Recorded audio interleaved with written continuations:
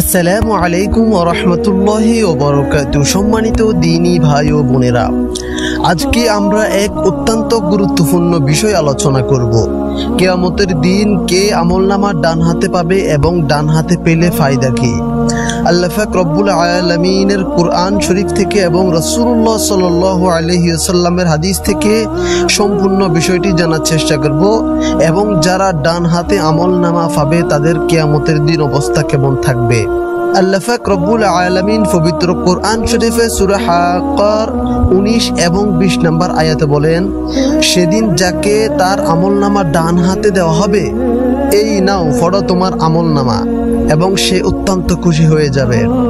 যারা ইমানের সাথে ভালো আমল করে যাবে, আল্লাহ তাদের কিয়ামতের দিন ডান হাতে আমলনামা দিবেন এবং তারা আনন্দে আত্মহারা হয়ে ঘোষণা দিবে, দেখো আমার আমলনামা আমি ডান হাতে পেয়েছি, আজকে আমার হিসাব সহজ হবে ইনশাআল্লাহ।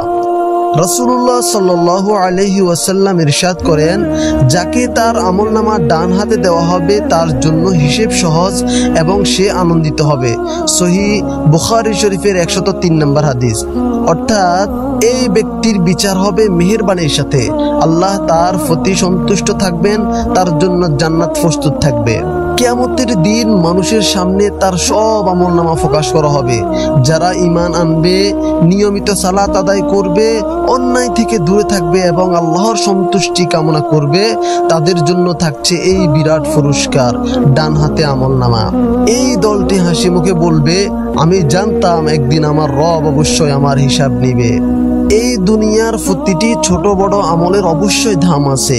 আমরা যেন সেই সৌভাগ্যবান ব্যক্তির অন্তর্ভুক্ত হতে পারি, যেন ডান হাতে আমলনামা পেতে পারি। আল্লাহ পাক আমাদেরকে সেই তৌফিক দান করুক। শেষ কথায় বলবো, প্রিয় ভাই ও বোনেরা, এই দুনিয়া হলো পরীক্ষার স্থান। আমরা যেন সব সময় এমন ভাবে জীবন যাপন করি যেন কিয়ামতের দিন আল্লাহ আমাদেরকে বলেন, এই নাও তোমার আমলনামা, তুমি আজকে সফল। আল্লাহ আমাদের সবাইকে সেই সৌভাগ্যবান ব্যক্তিদের অন্তর্ভুক্ত করুক যারা ডান হাতে আমলনামা পাবে।